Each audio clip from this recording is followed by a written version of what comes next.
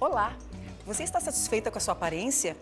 Lifting, harmonização facial, lipoaspiração, jejum intermitente, treino pesado para ganhar shape.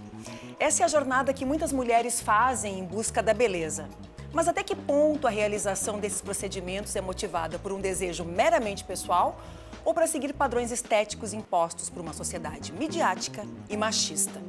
Culto à beleza, escolha ou pressão social? Esse é o tema do Sobre Nós desta semana.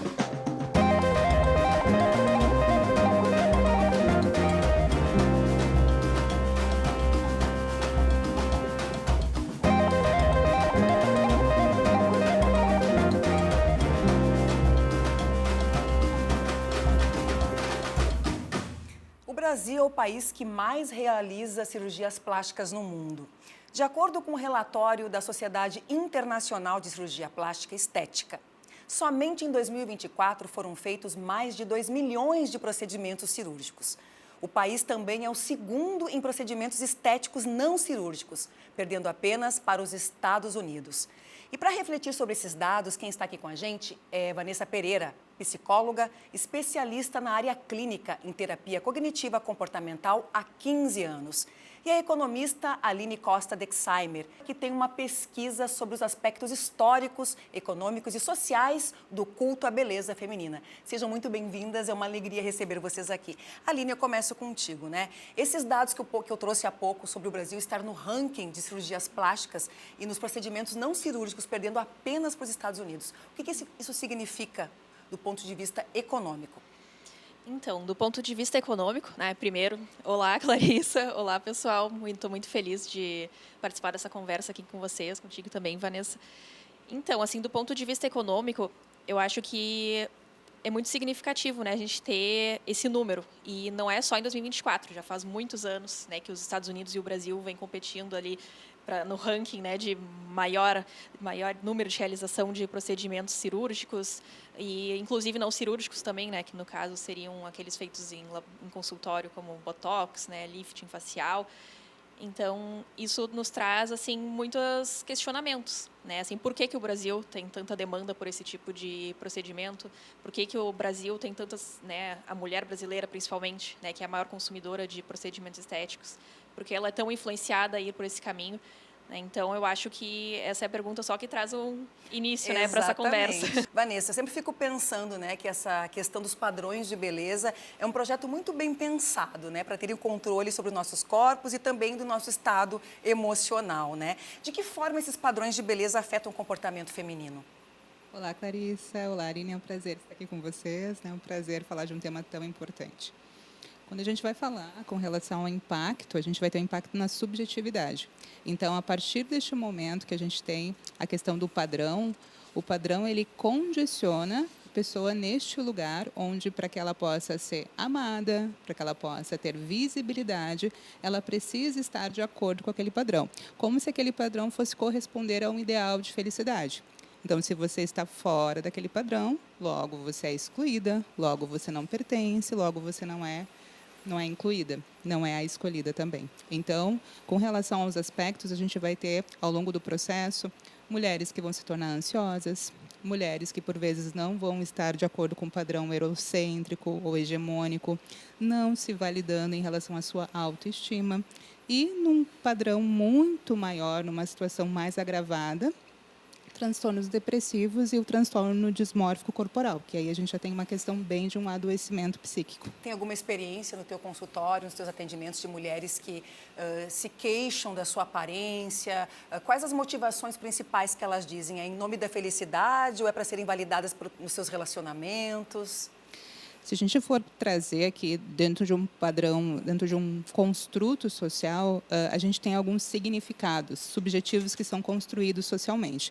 Então, quando a gente fala do corpo feminino, quando essa mulher ela é vista, inclusive em ambientes, por exemplo, profissionais, a mulher ela precisa estar bem vestida, ela precisa ter um corpo magro, ela precisa ser jovem, então ela precisa estar de acordo com esses ideais.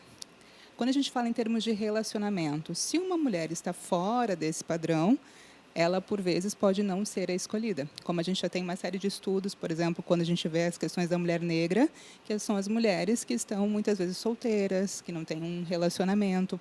Então, a gente vai percebendo aí que estar fora desse padrão hegemônico vai fazendo com que essa mulher, subjetivamente, entre em sofrimento.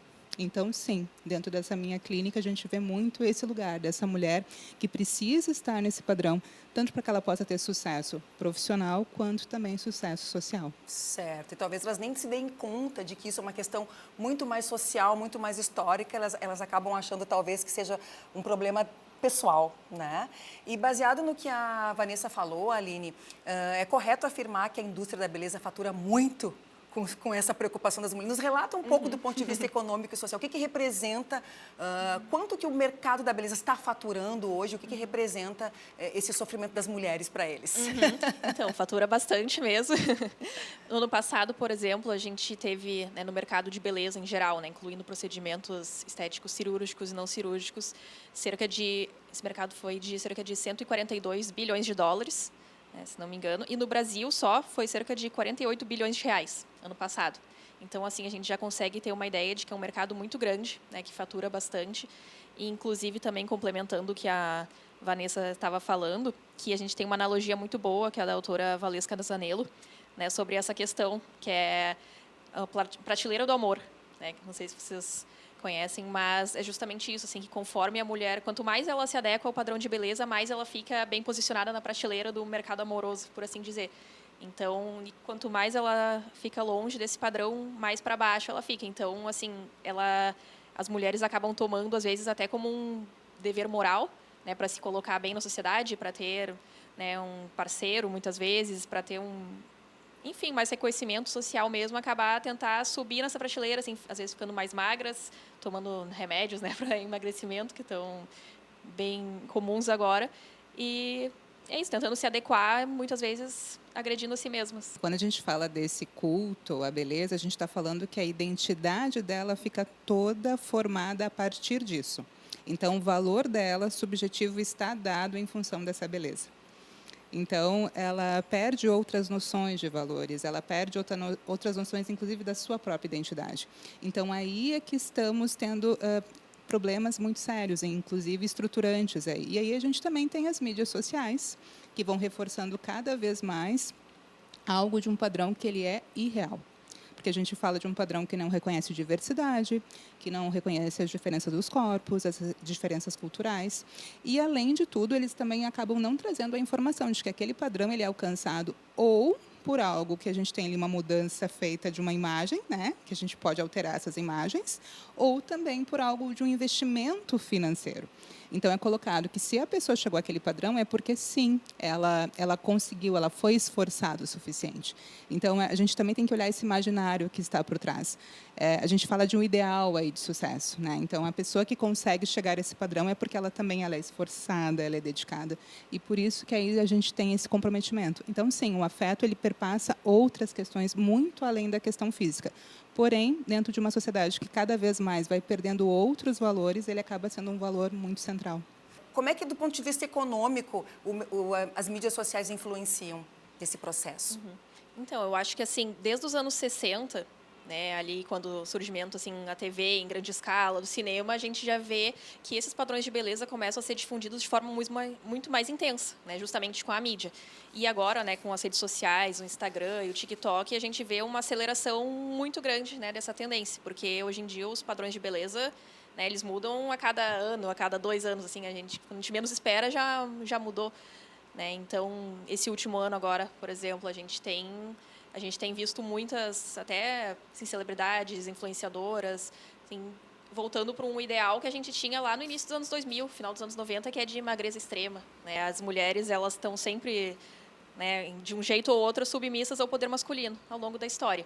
E conforme as mulheres foram ganhando mais poder político, né, principalmente ali nos anos 80, né, quando as mulheres começaram a sair de casa, começaram a trabalhar, né, o capitalismo teve que achar uma maneira de pensar como é que eu posso, né, manter as mulheres sob controle.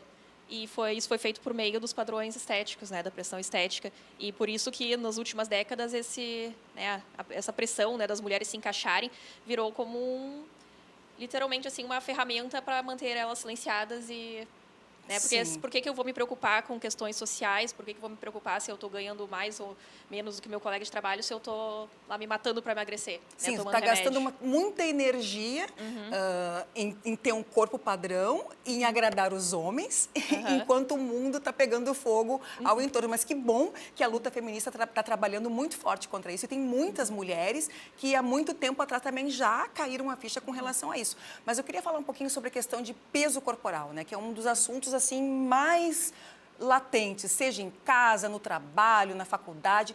Não existe uma mulher que não queira perder 1 ou 2 quilos. Não existe, tá? E tem algumas mulheres, inclusive, que querem perder peso mesmo estando saudáveis, mesmo que não tenha nenhuma recomendação médica para que isso aconteça. Será que elas se veem de uma outra forma no espelho, Vanessa? Então, quando a gente avalia essa questão do peso, né, a gente também tem que entender esse peso aonde essa imagem está sendo colocada. Então, a gente tem um status quo. O que é esse status quo social, né? Essa mulher, então, ela é branca, ela é magra. Então, quanto mais magra, quanto melhor ela se fixa com relação a esse ideal, ela melhor é. Ela é considerada como uma mulher especial. E aí, o que ocorre? Né? Quando a gente vai entender que isso acaba sendo o local de valor, isso vai influenciar essa subjetividade, a gente pode ter aí sinais de transtorno dismórfico corporal. E aí, o que é isso? É quando essa pessoa, ela mesmo estando dentro de um IMC adequado, mesmo estando de acordo, ela vai olhar esse corpo e ela não vai conseguir se reconhecer. Né? Por vezes também tem algumas questões de pequenas alterações que podem ser vistas como algo muito estético, muito leve, mas que para aquela pessoa é algo extremamente complicado, a ponto dela passar de 3 a 8 horas por dia pensando em quanto ela pode ser defeituosa, o quanto ela pode ser inadequada. Então, assim, é algo que vai tirando ela tanto do convívio social, onde vai colocando ela num lugar de menor valor. Né? E também a gente tem as outras questões todas de alterações com relação à bulimia, à anorexia nervosa. Então, isso é um lugar que a gente tem que ter muito cuidado. E quando a gente fala desses padrões, né, como a Aline bem colocou, é isso, é um padrão magro e cada vez mais, e um acesso muito facilitado a medicações. Então, a gente tem uma questão muito grave socialmente. Ok, a gente volta a falar sobre isso, a gente vai a um rápido intervalo e já volta.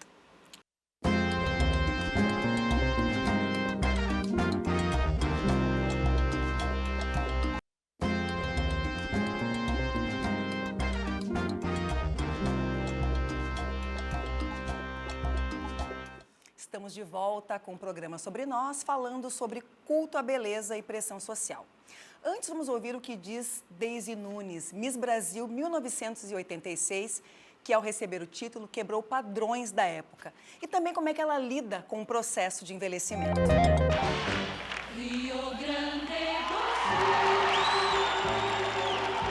E eu acho que eu mudei um pouco o padrão da época também, porque já era modelo na época que eu concorri, né? Já fazia o que? Eu comecei minha carreira de modelo aos 14 anos, então já fazia 4 anos que eu modelava, então eu era já uma mulher mais esguia, né? Mais magra, assim, pra época. Eu lembro, inclusive, que eu tomei um remedinho para engordar um pouquinho, para criar assim sabe, um certo corpinho. Mas eu consegui ganhar 5 quilos, o que para mim já foi espetacular, eu já achei maravilhoso, né? Mas bastaram 2 dias. Foram 2 dias assim de dormir tarde, acordar cedo e ter os compromissos que a gente tinha, que esses 5 quilos simplesmente desapareceram. Né? E eu lembro que eu cheguei no concurso, então na final, que foi dia 17 de maio, magérrima, realmente como uma modelo, né? Mostrei para uma nação que não se via, que não se enxergava bonita, porque não deixavam que a gente nos visse bonitos. Mostrei que sim, que nós somos pessoas lindas, né? Com todas as nossas características de negros que temos. E falar sobre envelhecer, de fato, não é tarefa muito fácil, né? Quando a gente entra na menopausa, então a coisa fica mais complicada. Mas eu vou dizer que eu não tenho medo de envelhecer. Eu lido muito bem com isso. Eu sou muito tranquila quanto a isso. Claro que os sintomas da menopausa Não são sintomas muito agradáveis, mas eu sou muito de boa com o meu envelhecer, né? Tento levar minha vida o melhor que eu posso, o mais saudável possível, fazendo exercício, enfim. Eu acho que a gente tem que curtir a vida em todas as fases dela. Daisy Nunes foi uma referência não só de beleza, mas de esperança e empoderamento para as mulheres negras. Depois dela, só tivemos outras duas Miss Brasil negras, a Raíssa Santana e a Mona Lisa Alcântara. Vanessa, não tem como a gente falar de padrões de beleza eurocêntricos sem pensar na mulher negra, né? Porque ela tem que lidar com a questão de gênero e a questão étnico-racial. Queria te ouvir um pouquinho sobre isso, com relação às mulheres negras que te procuram no consultório. Nossa, Clarissa, é super importante essa pergunta, porque quando a gente fala desse padrão, né, de beleza, esse padrão hegemônico, a gente precisa sim olhar para essas mulheres negras e entender todo o impacto que isso acontece. Porque quando a gente fala do racismo, a gente não está falando de algo simples, mas de uma ferida traumática, né, de um país que a gente viveu mais de 350 anos de escravidão. Então, o que ocorre, né? Esse corpo, então, ele já fica muito atrás, né? Porque o padrão primeiro é o padrão masculino, depois é um padrão eurocentrado, e aí a gente tem uma mulher que ela não corresponde a esses ideais. Então, esse cabelo não vai ser liso, essa pele. A pele clara ela é vista como uma pele também, uma pele de sucesso. Então, ela vai se colocando cada vez, não só se colocando, ela vai sendo colocada num lugar de inferioridade. Então, desde cedo, as crianças negras acabam tendo uma relação, por vezes, muito perversa com a sua identidade. E existe um trabalho hoje para a gente fortalecer essas identidades, né? Um trabalho muito importante, inclusive, da psicologia antirracista.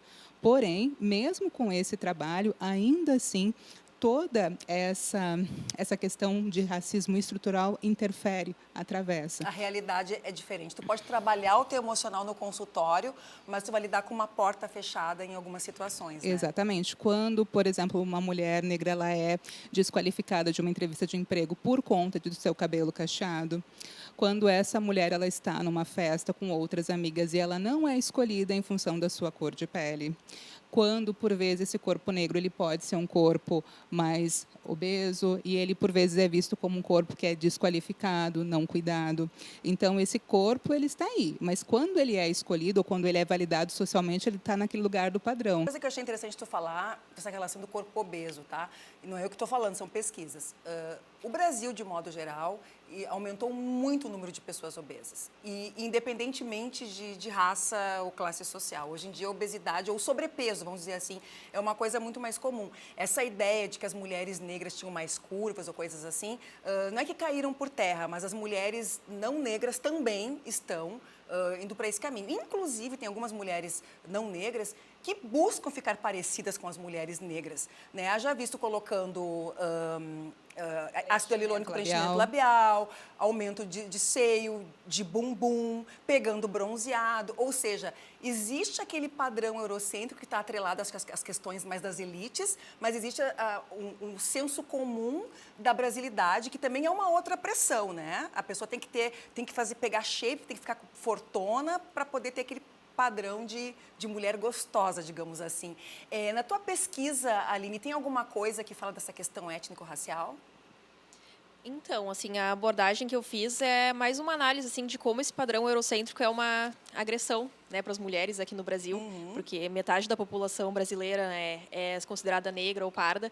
Então, é bem interessante assim a gente analisar por que esse padrão eurocêntrico ainda assim subsiste tão forte, né? A gente consegue ver que assim, as mulheres negras elas sofrem muito mais, né, justamente por esses fatores, né, de que assim elas podem ser consideradas bonitas, mas não tão bonitas quanto aquelas outras mulheres que são brancas, né, loiras, de olho claro, cabelo liso. Então elas são muito mais suscetíveis a, né, consumirem, né, procedimentos estéticos que muitas vezes são caros. Então, assim, eu conheço várias pessoas, né, acho que vocês também, que gastam milhares de reais, né, um dinheiro que poderia ser gasto em outras coisas. Viagens, por exemplo. Viagens, estudo, assim, muitas outras coisas, né, não fazendo o juízo de valor aqui das escolhas de cada um, mas, assim, procedimentos estéticos no geral são caros, né, são assim, de valores assim que podem ir de 5 mil a 30 mil reais, que assim a pessoa às vezes se submete àquilo, mas assim por que ela se submete,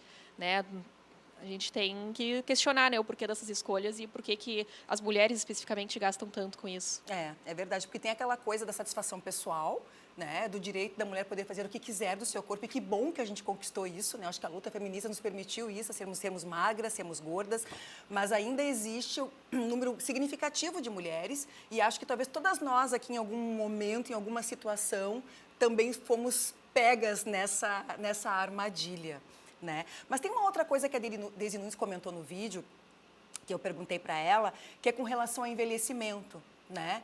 E ela disse que envelhecer não é um processo fácil, que ela está na menopausa, né? Mas que ela acredita, sim, que a mulher pode ser feliz no momento em que envelhece e que todo mundo tem que ter direito a ser feliz em qualquer fase da vida. Eu achei assim um desfecho muito real, muito sincero, mas muito otimista também, porque o Brasil não é um país digno de se envelhecer. Queria ouvir você sobre isso. O envelhecimento, quando a gente fala principalmente do padrão feminino, ele é um lugar subjetivo de declínio. Então, é como se a pessoa perdesse o seu lugar e ela fica à parte. Então, novamente, né, envelhecer não é bom. Não é bom estar em declínio. Então, por isso, a luta para que esse corpo continue jovem, por isso os procedimentos, por isso toda essa intensidade. Então, se de novo, e na parte amorosa, essa pessoa também não vai ser escolhida porque ela está em declínio, ela está em desuso.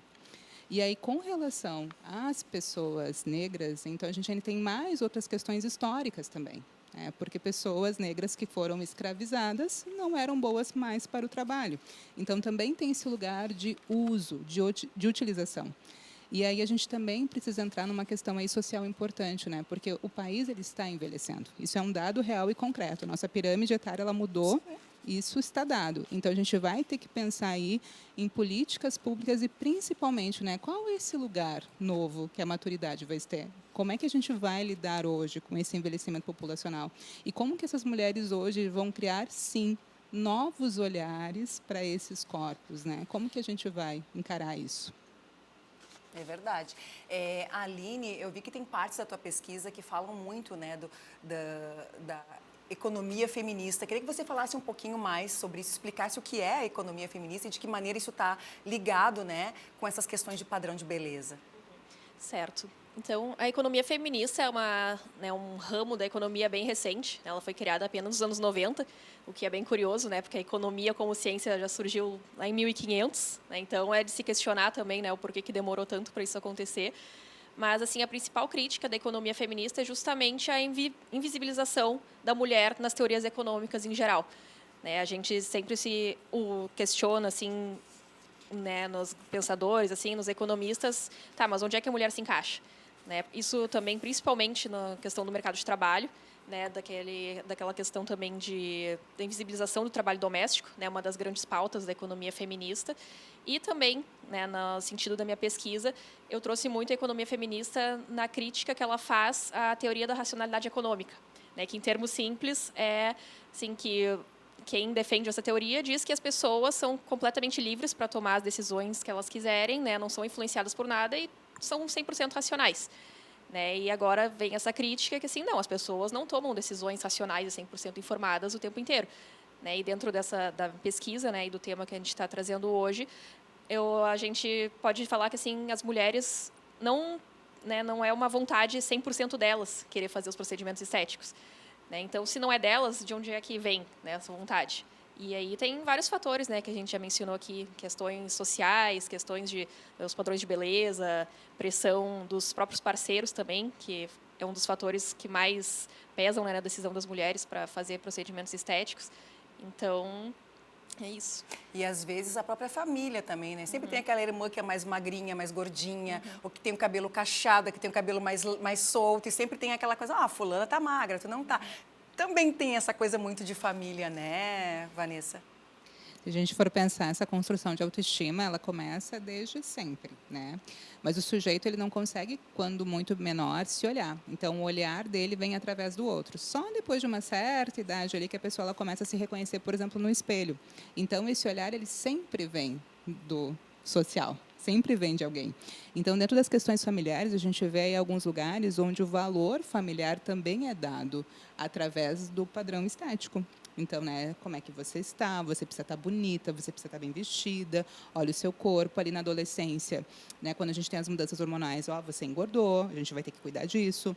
Então, a pessoa já vai internalizando, né, e junta isso com as questões mídias sociais, as questões estruturais também. Então, ela vai reforçando isso, essa questão da baixa autoestima e, de novo, de um lugar de inferioridade. Então, sim, né, a questão familiar ela é muito importante e, cada vez mais, se a gente for ampliar socialmente, a gente está num lugar aí de uma sociedade muito fortemente baseada na comparação. É verdade, é verdade. E existe até um mito, né, de que as mulheres competem entre si e que as mulheres querem ser magras e bonitas para desafiar outras mulheres. Eu não sei se vocês concordam com isso, de que somos competitivas entre nós. Não, assim, da minha parte, eu acredito que isso é só uma das ferramentas, né, com que o sistema usa para fazer a gente justamente querer consumir os procedimentos estéticos, né, querer se enquadrar nesse padrão, porque, assim, eu acho que vocês podem concordar com isso, mas as relações entre as mulheres são muito fortes. Assim, Eu também acho. Eu acho que é uma maneira de desconstruir e de criar uma certa... de nos separar, né? Isso, para a gente diminuir nossa força, né, como um grupo, que justamente, né, tinha comentado antes que esses padrões de beleza assim começaram a surgir de forma tão intensa justamente para conter nosso poder político, né, que vem sendo, né, conquistado muito duras penas, né, nas últimas décadas. Então, eu acho que essa ideia assim de que as mulheres competem entre si é algo assim... É mito, né? É um mito, mito. Não é fundamentado.